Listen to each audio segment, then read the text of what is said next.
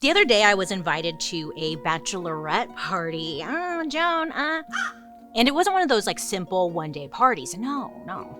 This was going to be an all-out, wild, expensive bachelorette weekend in the city of sin, Las Vegas.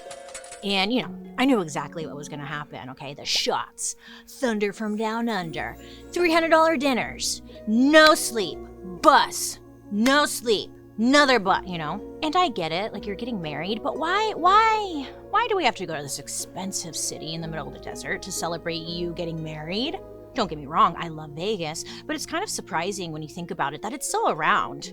I mean, real talk, Vegas has almost been canceled over and over and over again. There was the mob, the recession, COVID, inflation, but Vegas always seems to find a way to survive, right? And I had to get to the bottom of why. So join me on this journey as we discuss the dark history of Las Vegas.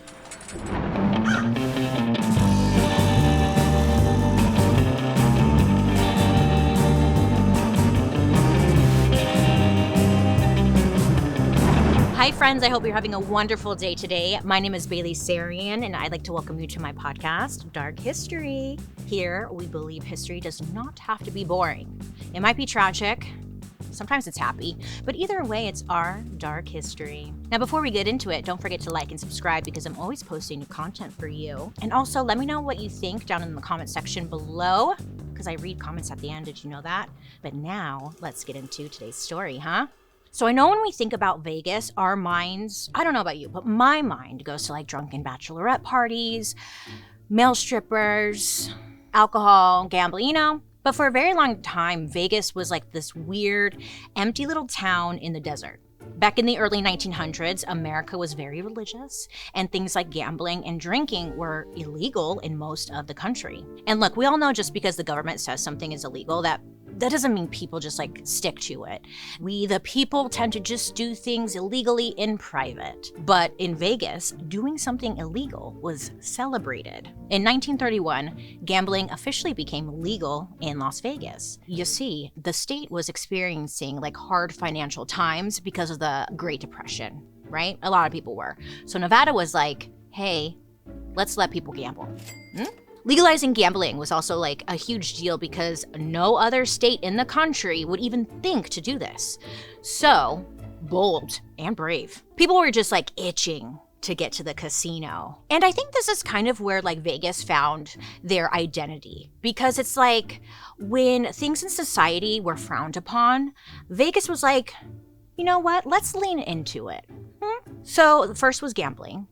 And then next was divorce, for example. So if you needed a divorce at this time, first of all, it was expensive and honestly nearly impossible in most places.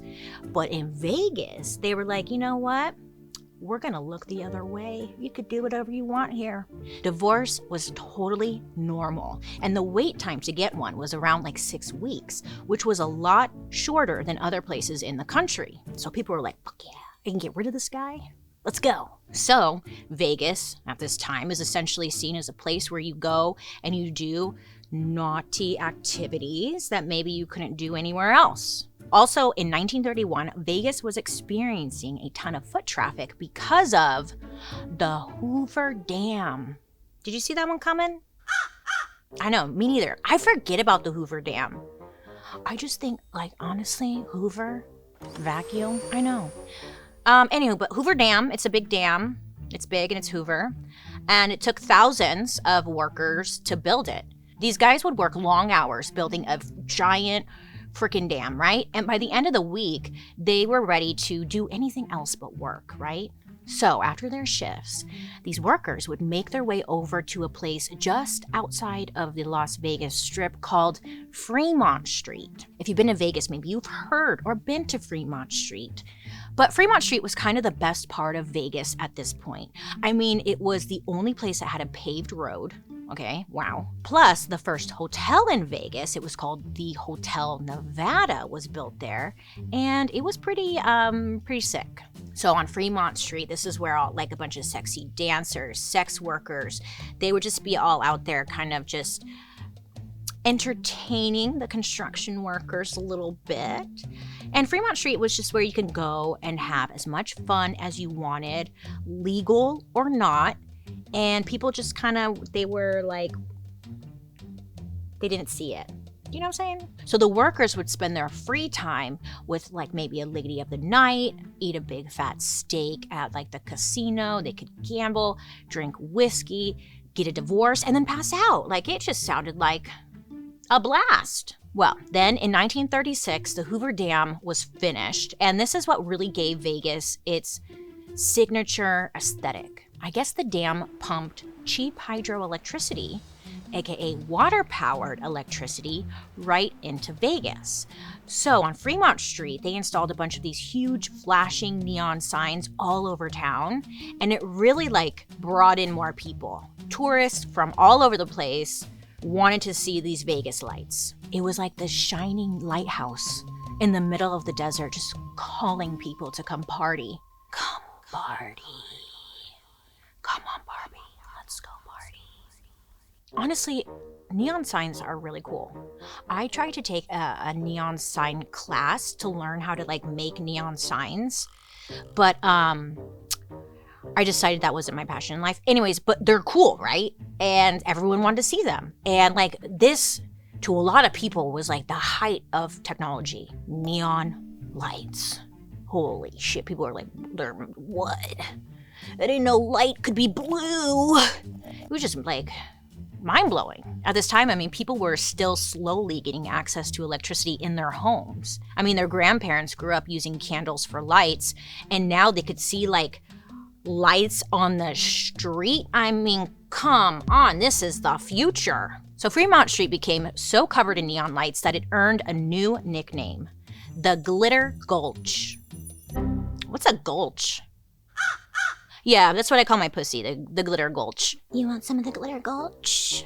Yeah. I'm just kidding. Okay. But the Glitter Gulch had signs that advertised restaurants, casinos, and even department stores. And this plan to bring in more tourists with the neon lights really seemed to be working. I mean, Vegas at this point is kind of doing everything right. People from all over the country were coming to Fremont Street to experience booze, titties, lights, gambling, America, you know?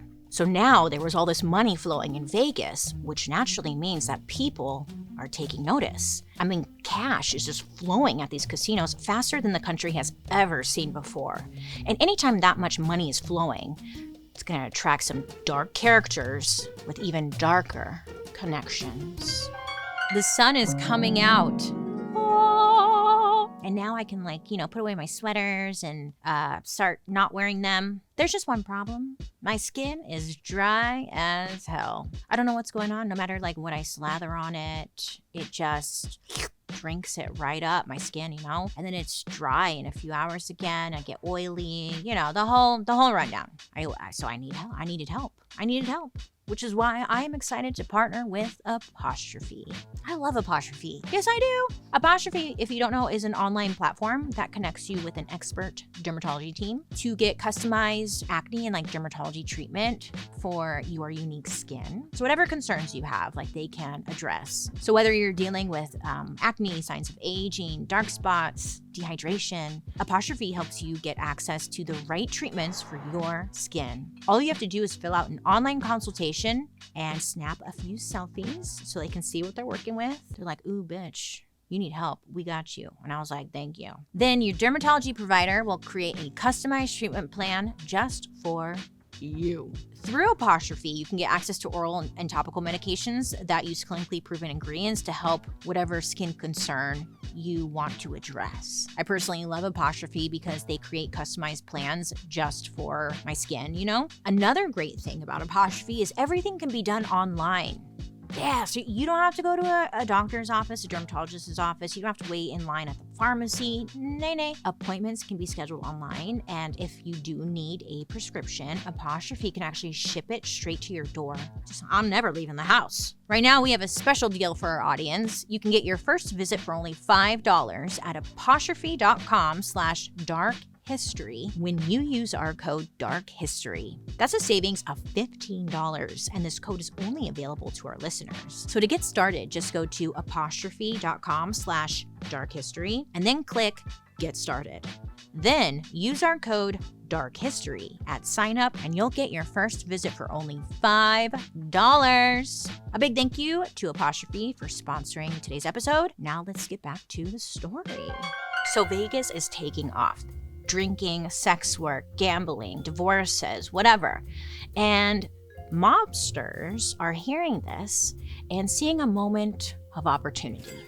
It's a huge moment of opportunity for them. By the early 1940s, there was already some mob presence in Vegas. I mean, they usually worked out of hotels, but it wasn't something that dominated society. But all that changed with the arrival of a man named Benjamin Siegel, but he went by the name Bugsy. Now, Bugsy, I guess, was known for stealing cars, bootlegging liquor, and being involved in gambling schemes in big cities like Philadelphia and New York. So he goes to Vegas and decides that he's gonna mainly focus on like the big money makers there, which are the casinos. Meyer Lansky, another notorious mobster, gave Bugsy the job of overseeing the construction of a new hotel on the Strip. They were going to call this hotel the Flamingo. Because when you think of like the desert, you think of flamingos. Yeah, right?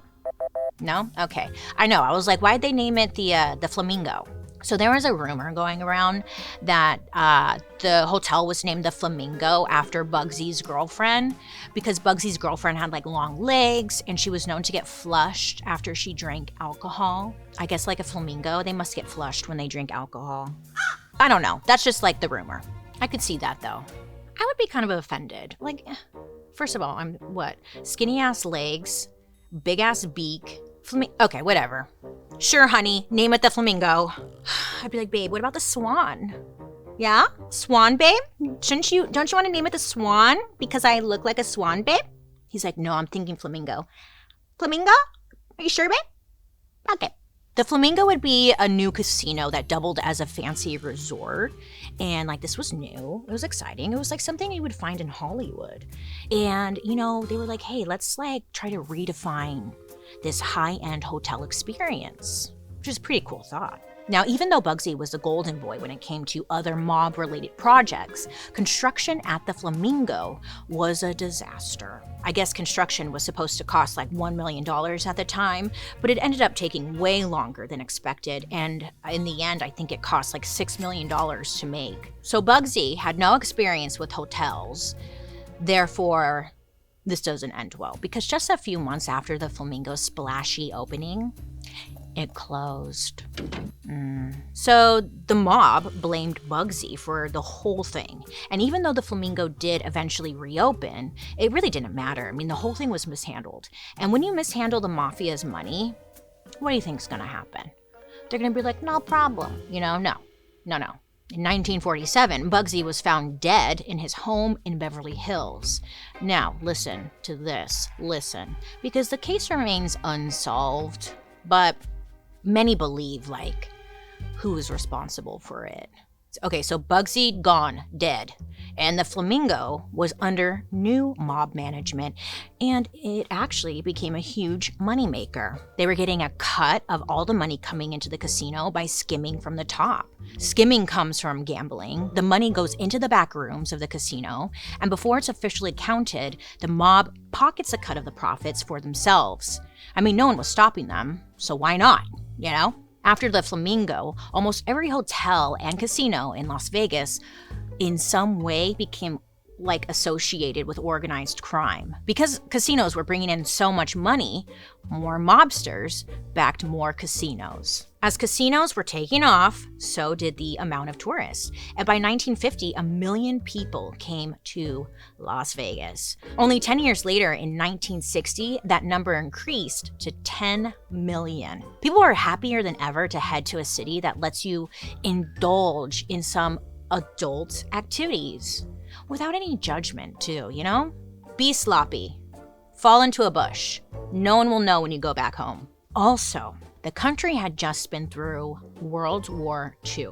Many men had experienced some serious like shell shock from trauma, right? And they were having a hard time adjusting to society. So naturally, they went to Vegas to escape everything, right? Numb it all out. And the women, women can't be forgotten in all this either, because while their men were at war, many women joined the workforce for the first time. And yes, it was empowering. We can do it, Before that, many women were just housewives. So it's safe to say everyone just wanted a moment to like have some fun. Everything was so serious all of the time, right? And it was like, can we have some freaking fun? With Vegas, it was kind of perfect timing because after the war, there was a boost to the economy. So like more Americans had some extra money lying around for vacations. I mean, it's just kind of like a perfect little combination going on here, right? So mom and dad, would head to Vegas. They wanted to let loose and get a little freaky. And Vegas starts to evolve to accommodate lots of different types of people, not just gamblers. Vegas introduces a new kind of entertainment. I'm talking showgirls, singers, and stand-up comedians. And when you look at pictures of the classic Vegas showgirls, they have Joan here, perfect example, but they had the feather headpiece, the bedazzled bra, the flowing skirt that swishes as they dance. It was just people like shiny, pretty things. That's exactly what it was, huh, Joan? Very shiny and pretty. Look, I'm not trying to judge Joan, but you're wearing feathers that came from another animal when you yourself have feathers. That's like me as a human wearing something made out of skin. Do you know what I'm saying? But I'm not judging. Flamingo! Yeah? Okay. My first thought was that, okay, if the mob is running everything, I bet you the working conditions sucked.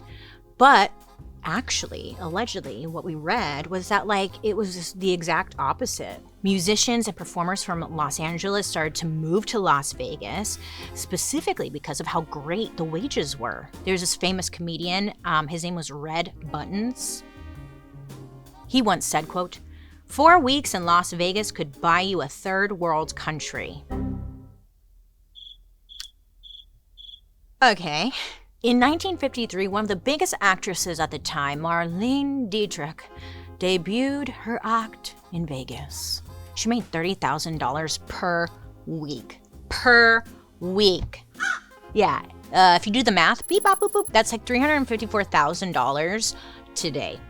She made that per week. Honey, if I did that, bye, you would never see me again. Goodbye. Make my money, bye. Actress Debbie Reynolds used to talk about her love for the Vegas hotel management, despite the fact that they were connected to the mob. She said, quote, "You were like their family. It was a wonderful time and they were great bosses. I miss that loyalty, that respect. I don't say I respect how they got the money. It's none of my business anyway." And that's kind of the right mindset, I think. I mean, maybe not, I don't know. Because she's essentially like, hey, my checks are clearing. The rest is not my business, This era is considered to be the golden age of Las Vegas. It was more than just a tourist trap. I mean, it was an escape from people's everyday life. And all this success in entertainment paved the way for groundbreaking shows. For example, Harold Minsky's shows. I know, I was like, who? What? Huh? Harold was a show producer working in New York, but his shows were not doing well there.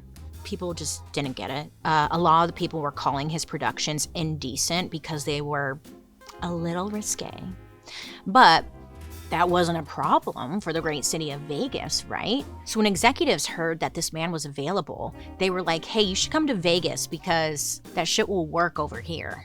Yeah. So in 1956, he staged the first show to feature topless showgirls called Minsky's Follies. And apparently, he had very specific characteristics he looked for in a topless showgirl. Step 1, she must have titties. Step 2, she must be topless. But apparently, he required the women to be 5'8". They had to have small breasts, and their breasts had to be firm. So he would go up and be like, no, that's not right. Next. No. He was really putting in the work. But Harold's topless show represented a whole new form of risque entertainment, and people loved it. He would get tens of thousands of people watching his show every week. And by the late 1960s, things started to take a very, very bad turn for Las Vegas. So a whole new villain was about to take over, and these guys made the Mobsters look like angels. Joan and I are pissed. Well, first of all, I'm in a robe. Second of all, Paul stood us up for dinner. Again. I know, we were out, we were like, oh my God, dinner, yay. And then Paul was like, sorry, I can't come, I'm sick. And I was like, Paul, first of all, you're a skeleton. What do you mean? I think you're faking it. And so does Joan. But I can't blame him. When it comes to keeping my doctor's appointments and actually showing up, I'm not much better than Paul. I've always got an excuse. I have something else to do, you know? It's such an inconvenience. The doctors, the dentist, I wish they could just like come to you. But thanks to ZocDoc, there's no reason to delay. ZocDoc is a free app and website where you can search and compare high-quality in-network doctors and click to instantly book an appointment.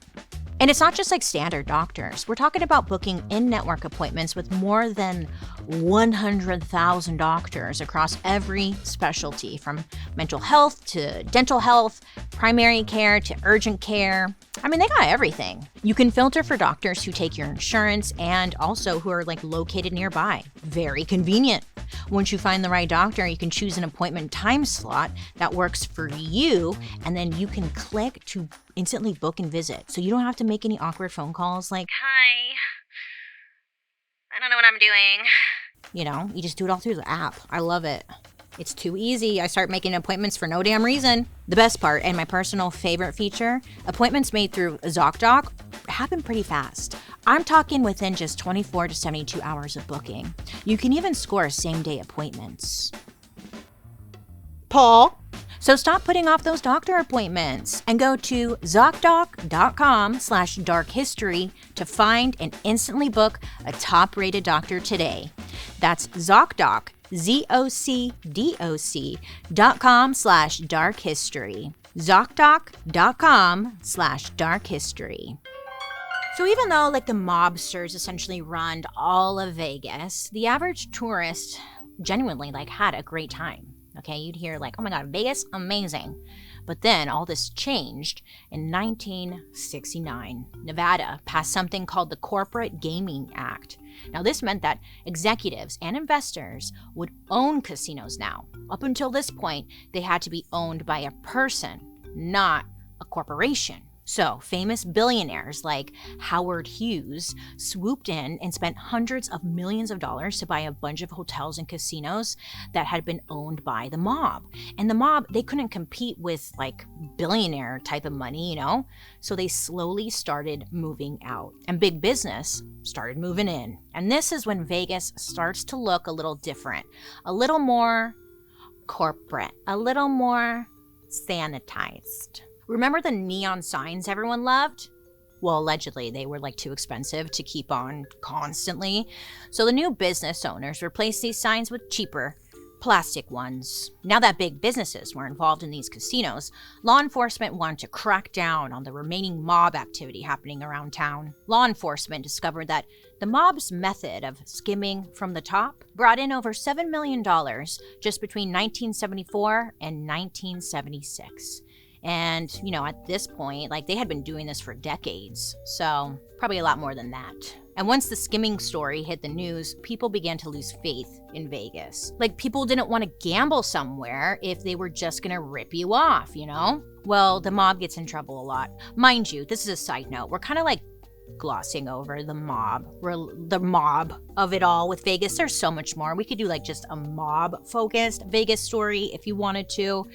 So that's probably why, if you're familiar, you're like, why aren't you getting into it? Because there's so much more. But essentially, what you need to know is that the mob eventually, like, they went through a bunch of court trials and cases, and then they were officially, like, chased out of Las Vegas. So at this point, in the 1970s, you know, Vegas takes a turn. The town has a bad reputation. It's no longer about luxury and neon signs. Now it was sad. It was crime-ridden. It felt like a desert hole that like just stole your money. Plus, it wasn't just the casinos that were like getting a bad rap. The big Vegas stars were mostly gone. In fact, big stars actively avoided doing shows in Vegas because there was now like this stigma that only washed up celebs perform there. People felt like Vegas is where their act went to die. But there was one act that quite literally saved the day. Not only did it keep Vegas relevant, it returned the city to the glorious tourist destination it once was.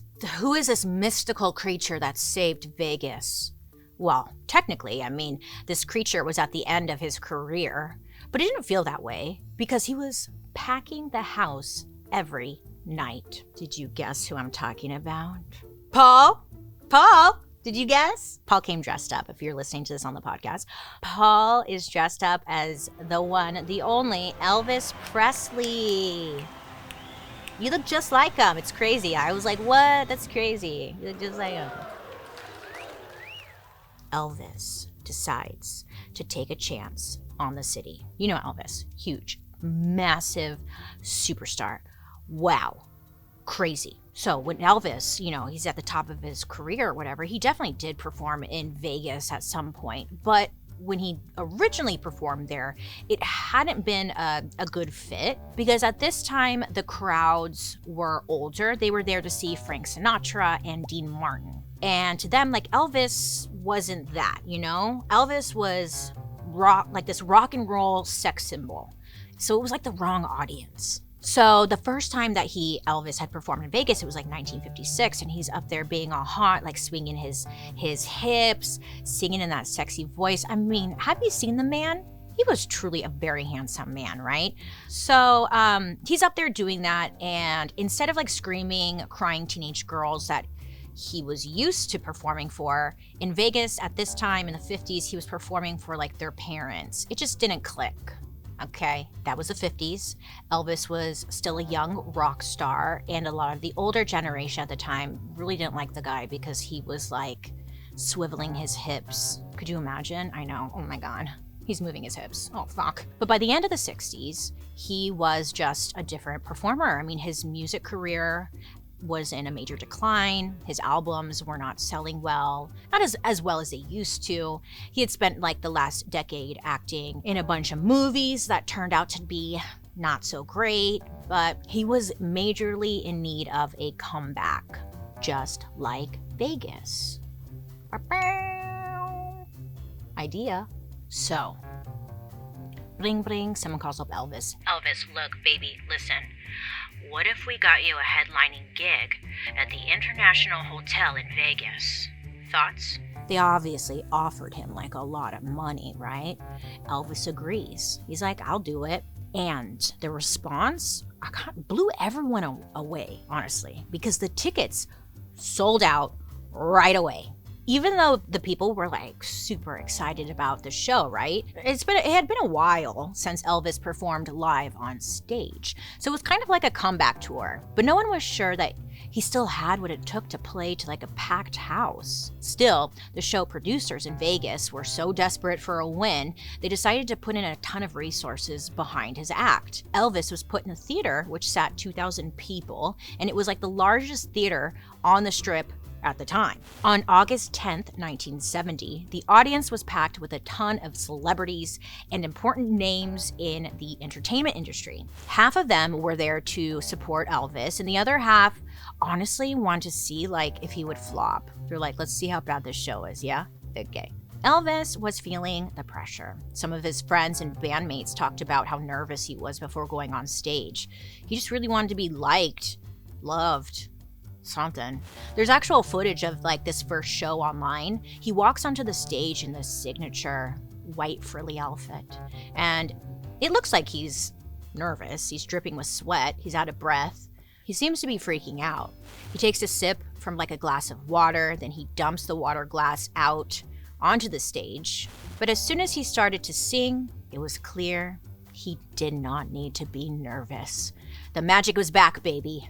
Elvis absolutely crushed the show. This was a groundbreaking moment in Vegas. Let me tell you, this Elvis saved Vegas. You have no idea. Elvis went on to play for sold-out crowds for his entire 4-week run.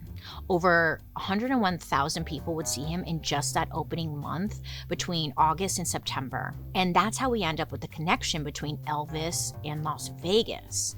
Elvis knew he needed Vegas, and Vegas knew they needed Elvis. So I feel like this Elvis collaboration really just changed Vegas forever, right? Well, not forever, but like it had a huge impact.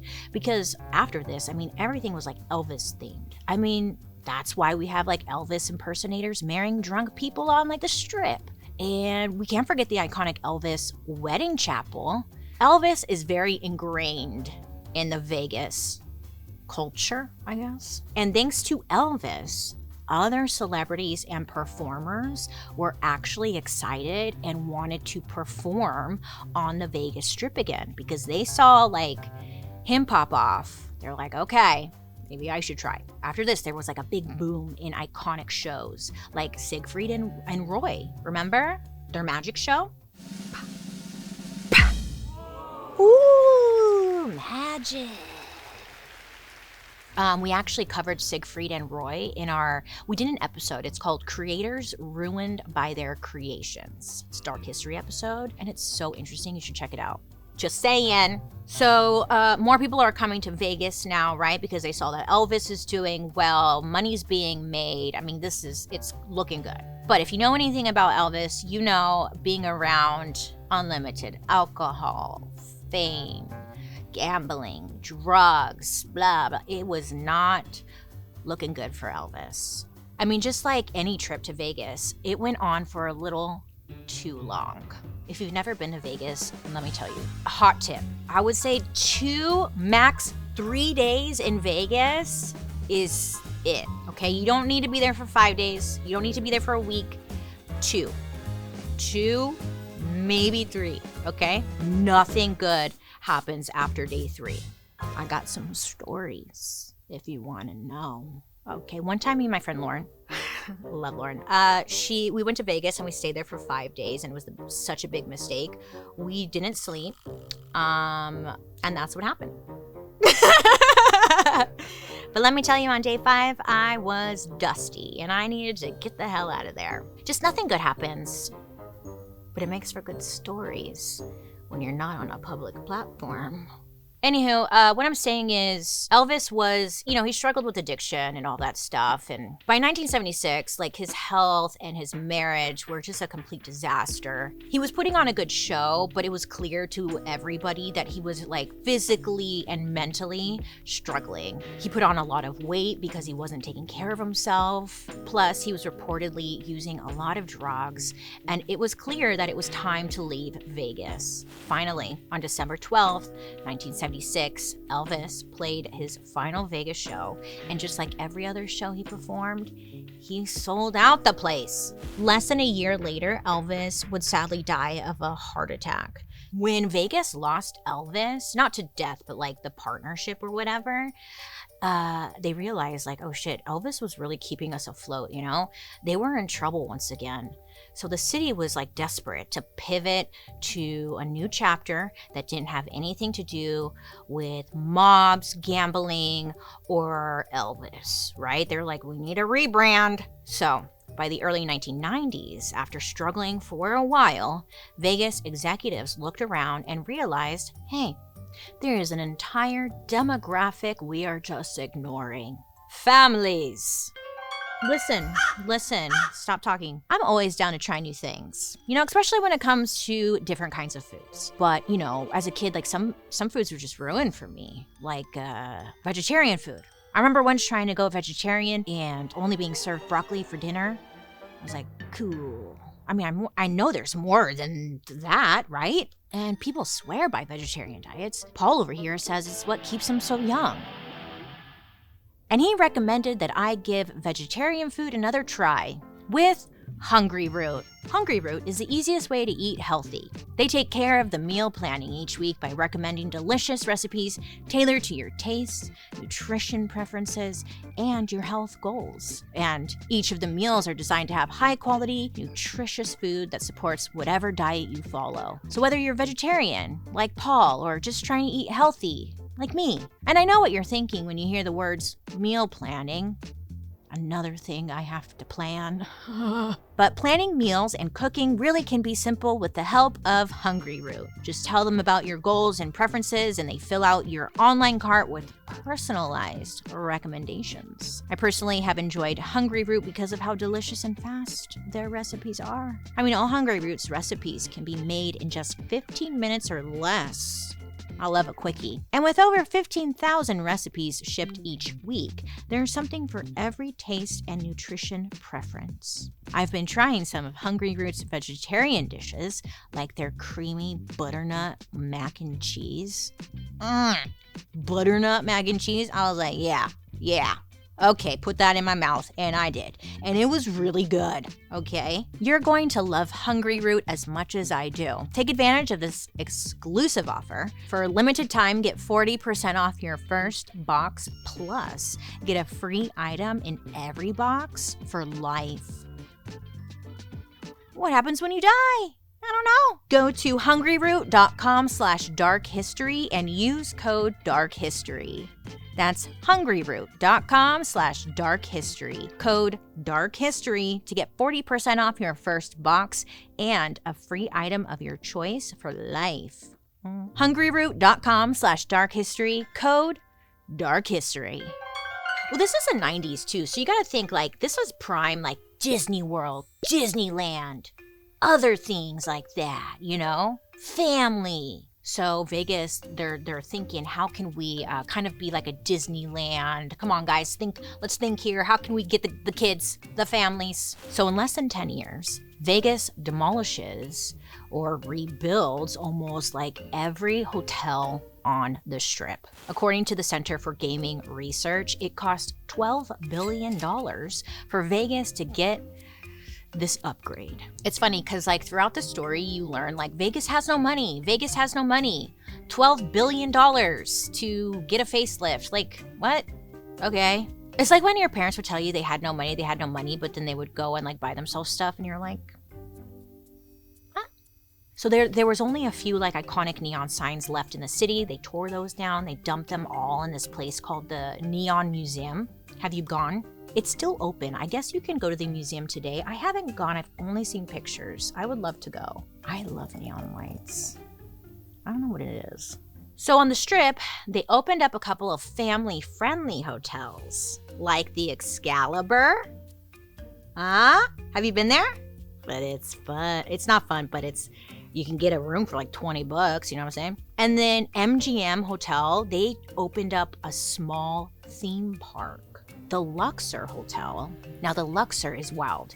It's an Egyptian-themed hotel. It looks like a pyramid, and the elevator system in the hotel is like, I've got questions. But let me not get off track, because the elevators I could talk about all day. So they had these interactive Nile River tours, okay? You get in the little boat, and you'd be like, woo! And then Treasure Island. They would put on wild pirate shows right there on the Strip for the kids. They're essentially trying to lure the families into the hotel and the casino, you know? In the beginning, this did bring in money. But for like the real Vegas diehards, you go to Vegas to sin, you go to Vegas to have fun and let loose, they hated this idea. You know, Frank Sinatra himself described how the city had turned into a, quote, amusement park. Frank also said, quote, "In my era, Las Vegas was rock solid, and now it's paper mache." One time, hold on, let me tell you my paper mache story. One time in 3rd grade, I made a paper mache stegosaurus. It was huge. It was like this big. And let me tell you, Mr. Frank, love your music, but that paper mache stegosaurus, you could not break that guy apart. Like he was fucking like unbreakable. So what I'm getting at is I just don't think that was a good comparison, because paper mache is actually kind of the shit, is what I'm saying. I guess at some point Vegas agreed with them. Vegas was in the middle of like an identity crisis. I mean, yes, now they're like appealing to kids, but at the same time there were strippers and clubs on the same street where 8-year-olds are now watching grown men dressed as pirates fight one another. And it was just kind of like, so people are kind of iffy about it. Vegas takes a hard left and starts advertising for the adults again. They realize children is not the way. And with this rebrand, they go all in. This is the era of what happens here stays here, except for chlamydia. So Vegas realizes, let's go back to focusing on adults. So they do. And with this comes a new era. The era of the celebrity chef. I know, I was like, what? I don't know. This was a big thing. It all started in 1992 when Wolfgang Puck, that famous chef, decided to bring Spago, his super popular restaurant, to Vegas. And for people with money, this was a freaking game changer. At that point, a lot of the casinos were kind of offering just basic buffets, which is fine, but it wasn't like, made by a world-renowned chef, right? But now they were starting to like bring people in and you could eat food from these amazing, amazing chefs. This was a big deal. We love food. Food? Yeah, huh? Vegas is now like, let's do fine dining. Okay, I like that Vegas keeps trying, They didn't get stuck in one way and never change. They at least keep trying and evolving. So now they're in their fine dining era. And many people were willing to pay a lot of money. And this was super important for those newly renovated hotels. They knew they had finally struck gold with these celebrity restaurants. Since then, every new luxury hotel has included at least one restaurant belonging to a celebrity chef. See, celebrity chefs are not my genre. I know nothing about celebrity chefs. I remember Emerald, and that's as much as I remember about celebrity chefs. Excuse my ignorance there. I'm uneducated on celebrity chefs, but people loved it. In the 2000s, Las Vegas still made most of its money with gambling and the casinos, but now people were traveling there specifically for the entertainment and now the food. This is when we start to see big stars like Celine Dion began her residency at Caesar's Palace. She ended up doing a 4-year residency, and during those 4 years, over 5 million people came to see her in concert. She performed over 700 shows, making over $385 million. Good for her. Celine was bringing in as much revenue and more tourists than a small country, literally. In Vegas history, as of right now, it could change. Celine is actually the most profitable act to ever happen in Vegas. Celine's success was like permission for celebrities to come back. Celine's show proved that you could make money in Vegas and not be considered a joke, So the city seemed to have bounced back in a huge way. But then it fell apart again in 2008. Remember the 2008 financial crisis, aka the recession? Yeah, bummer. Everyday people suddenly losing their homes. People were losing their jobs. It was a very stressful, scary time. So with that being said, vacation was completely off the table. People are not going to gamble the money they have left. During this crisis, business at the casinos took a hit, and this affected all the staff that work there. People were let go. I mean, think about it. All the people who work in a casino, card dealers, wait staff, club promoters, so many people are employed by the hotels and casinos and everything. And Vegas ended up having to close about 67,000 properties. So Vegas had the highest rate of home foreclosures in America. I mean, it was bad. Even after the crisis ended, people were not about to blow their money on Vegas again. So at this time, it was clear to people running Vegas that the only way they could save the city was to pivot away from old people gambling in casinos. They needed to make it exciting. Exciting to the young people again, okay? Not the 8-year-olds on family vacation. They're like, we need to target now the millennials. They were looking around trying to replicate what Elvis did back in the day. And they landed on someone with Elvis-level star power. But for the millennial generation, someone who the media just could not get enough of. And they turned their sights on one musical act who had the power to change and save Las Vegas once again. Do you know who it is? Oh, baby, baby, how is it supposed to know?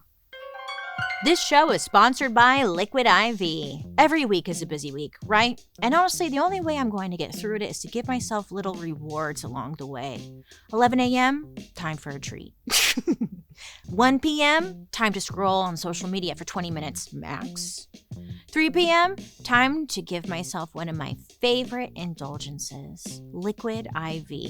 Liquid IV is powered by something called Live Hydroscience, which is a combination of electrolytes, essential vitamins, and clinically tested nutrients that turn ordinary water into extraordinary hydration. Liquid IV contains 8 essential vitamins and nutrients. And whenever I need a little, pick me up after a long day, I reach for a little Liquid IV packet, tear, pour, and enjoy. I keep them at my office. I keep them in my bag. I keep them in my car. My personal favorite flavor is Concord grape. I speak very highly of it because it's delicious. Oh my God, it's like grape juice. But if I'm feeling a little spicy, I go for the pina colada flavor. If I close my eyes, it's like I'm on a beach, enjoying the sun or something, you know? Honestly, that's why I love Liquid IV, because they make hydration delicious. Liquid IV is always non-GMO, vegan, gluten-free, dairy-free, and soy-free. The best part? It has 3 times the electrolytes of the leading sports drink. Break the mold and own your ritual. Just 1 stick and 16 ounces of water hydrates better than water alone. Treat yourself to extraordinary hydration from Liquid IV. Get 20% off your first order of Liquid IV when you go to liquidiv.com and use code DARKHISTORY at checkout. That's 20% off your first order with code DARKHISTORY at liquidiv.com. Get Concord grape. You're gonna love it. It's so good. Yeah. Maybe you guessed it. Maybe you didn't. Who saved Vegas? Britney Spears saved Vegas.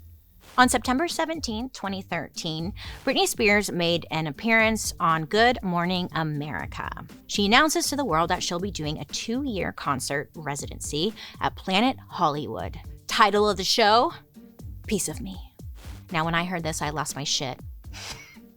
I did. I was like, Britney's going to Vegas, like I could finally see her. I had not seen Britney yet. And that was like the one thing on my bucket list. Like, I want to see Britney Spears, like prime Britney Spears perform. And I hadn't seen it yet. So when I saw this announcement, I was like, oh my God, I'm going to Vegas. Because I mean, millions of us saw that and we were like, we're moving to Vegas now until Britney's done. Yes. But Britney herself promised that this would be the show of a lifetime. She said, quote, "The performances won't be simple. There'll be a massive party from start to finish." Britney's show was like, well, here's the part that disappoints me.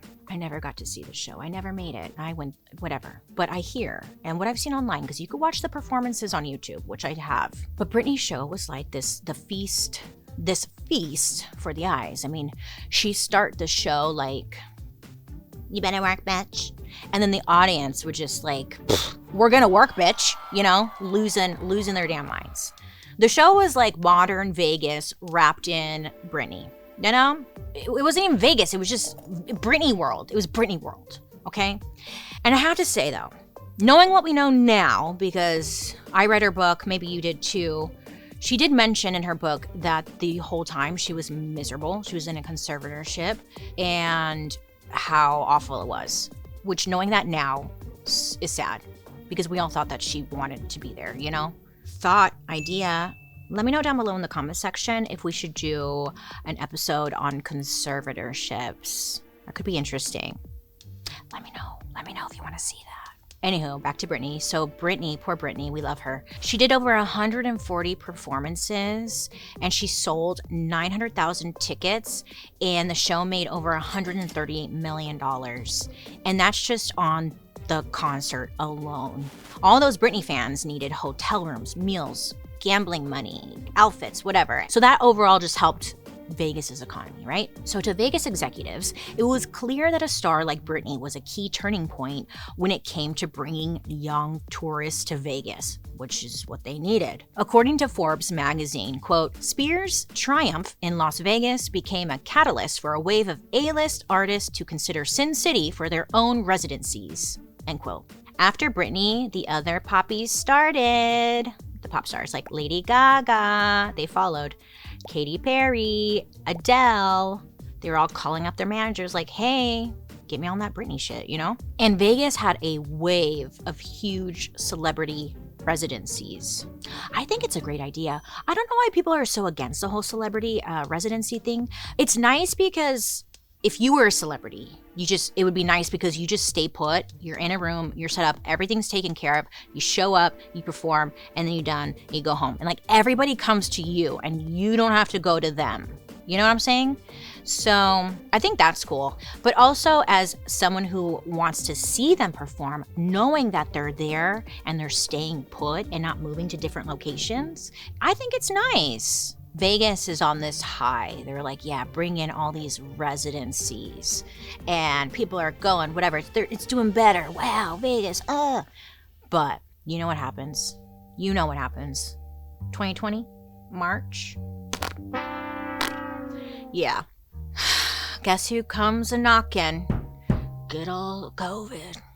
So Vegas, at this time, they're like doing pretty good. And then March 2020 rolls around and COVID forced casinos and hotels to close. Even after the COVID restrictions were lifted, Vegas, they needed to shapeshift once again. I mean, they had to. They still kept the fancy restaurants. They kept the concerts and all that stuff going. But now they were like, we need to move away from gambling, which I thought was an interesting take. According to Oliver Lavatte, a CEO who tracks Vegas tourist data, well, he said, quote, people aren't coming to Las Vegas to gamble anymore. That older generation above 65 that were coming to Las Vegas to gamble are going somewhere else. I will say, as I've gotten older, and this is just one perspective, I've noticed definitely a decline in people who gamble. I don't know anyone who likes to gamble. All of us think it's just a freaking waste of money, and I think that's the right mindset to have.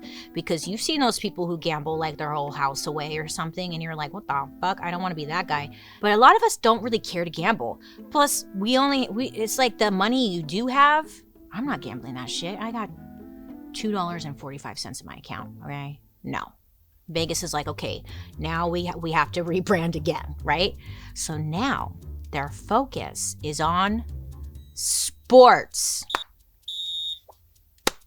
They've tried it all, haven't they? They're really going, just check, I don't know. I admire that. Sports is now their focus. And in order to do this, the execs, they have to tear down what's left of the old Vegas. For example, executives made the decision to tear down the iconic Vegas hotel, the Tropicana.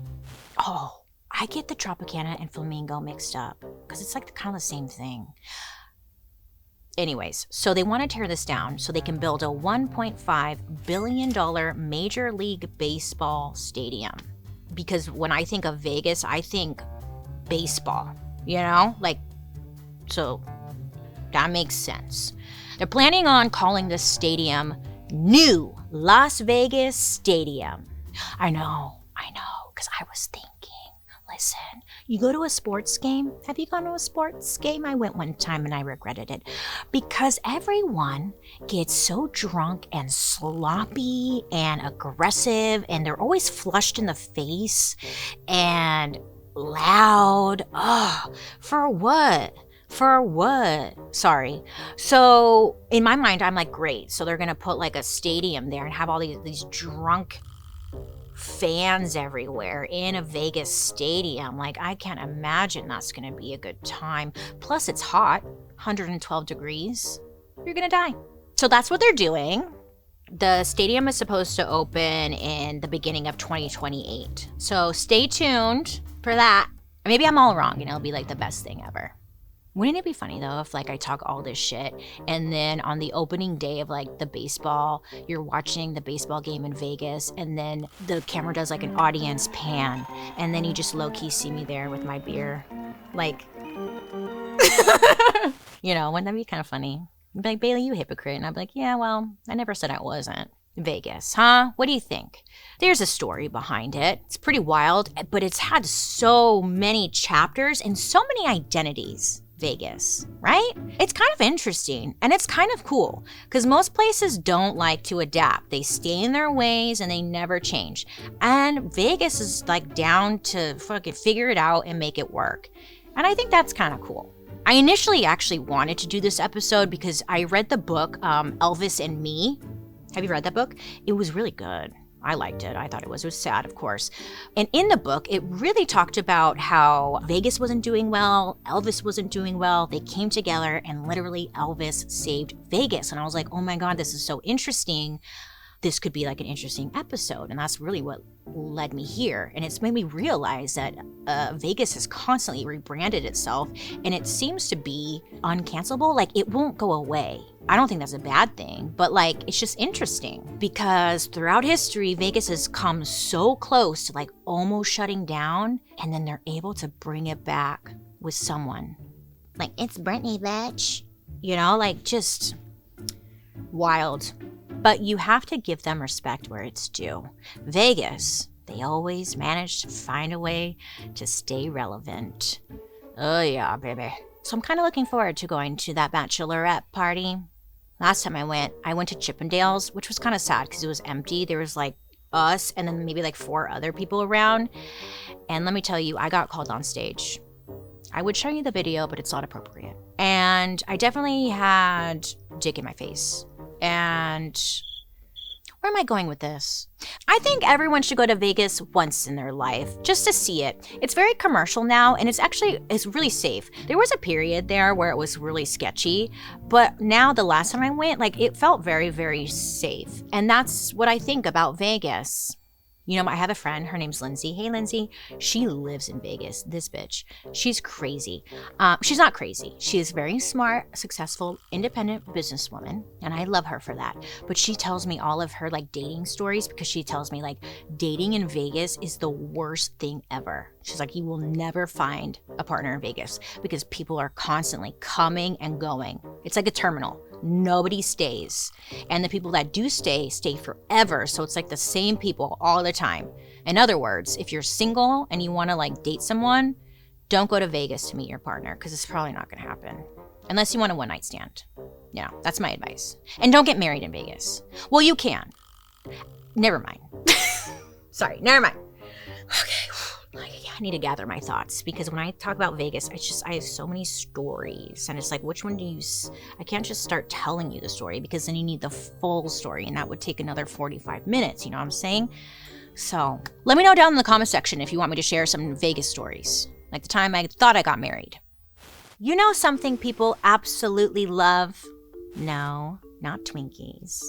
Pranks. Yeah, some people love a classic prank. Like a whoopee cushion, or scaring someone as they turn the corner of a room. Boo! You know, innocent fun. But then there's those other people who take the prank way too far. And sometimes that prank turns out to be a deadly mistake. Join us next week as we talk about the dark history of pranks gone wrong. I'd love to hear your guys' reactions to today's story, so make sure to leave a comment below so I can see what you guys are saying, and your comment might be featured in a future episode. Now, let's read a couple of comments you guys have left me and the gang. I wish you guys could read. Shara Elias 6687 left me a comment on our episode about death, saying, quote, "That ZocDoc ad made me cry laugh. So relatable, Bailey. Great episode. Not sure how you made such a depressing subject delightfully interesting. Appreciate you." Aw, Shara. Well, first of all, that was really sweet. Thank you so much. I know, how do you talk about death and make it light? You just do, you know? You know, it's all gonna happen to all of us, so let's talk about it. But I'm glad you liked that ad because that was the pants off ad, that was funny. Well, thank you. I appreciate you, and thank you for watching the ads. Because sometimes we try to be funny and hope someone watches it. Yeah, okay, thank you. T Rocks left a comment on our debutante ball episode, saying, 2 weeks before my senior prom, my boyfriend broke up with me and invited someone else. I returned the $500 dress that matched him, and my mom got to work making me an edgy dress out of denim and black lace. So 2000s of me. I felt so cool, definitely rebellious, and stood out like I wanted. I kissed his best friend at the prom after party, and my ex left crying. T-Rocks.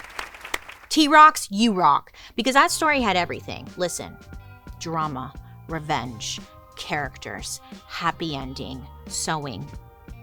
Okay? 20 out of 10. That was beautiful. I'm happy for you. Everyone deserves a story like that. I'm glad you had it. And I hope that guy is still crying a little bit inside. Michelle C. Morelli, 9379, left us an episode suggestion saying, episode suggestion, Esther Jones, the original Betty Boop, who was black and she went through racial criticism as that's why on the cartoon she was white. I would like to know more about her. Michelle, I hear you. Listen, hold on. Michelle, I like this episode suggestion. I'm writing it down. History of Betty Boop. Because I've been coming across this too. I've done some light digging, but I haven't done like major digging into Betty Boop and like the history of all that. But I've been seeing this coming up lately. And I think this would be a great dark history idea. So thank you for sending the suggestion. I appreciate it. Thank you guys so much for watching and engaging. I appreciate you guys so much. Keep commenting because you'll be featured maybe?